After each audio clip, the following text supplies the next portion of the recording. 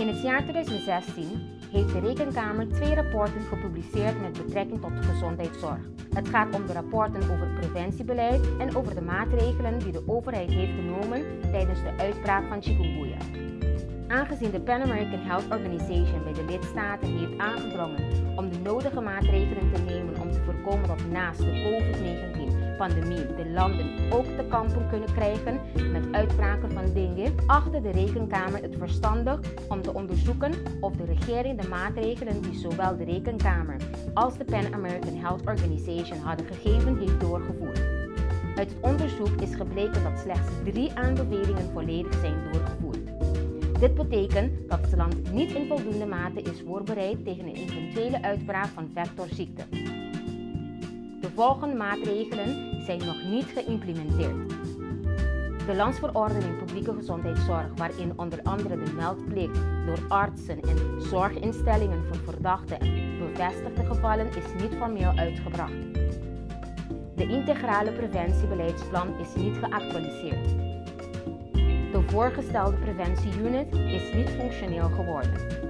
De beleidsafdeling beschikt niet over informatie over de ziektes die voorkomen op het eiland om op basis daarvan beleid te formuleren. De aanlevering van data aan de Pan American Health Organization loopt niet goed. Sinds 2015 is geen informatie aan de Pan American Health Organization verstrekt.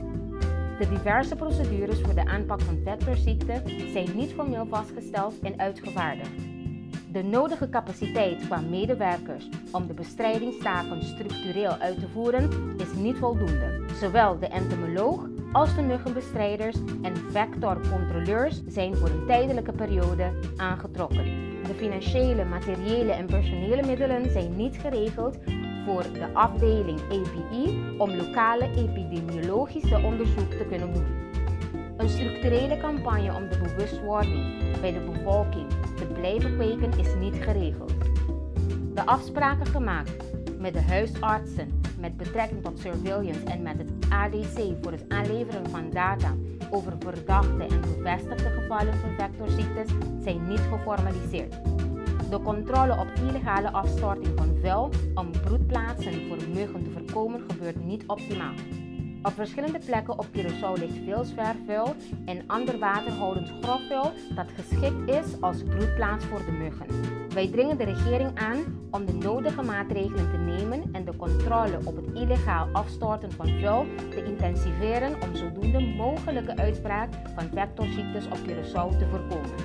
Wilt u meer weten over dit rapport? Bezoek onze website www.arc.cw.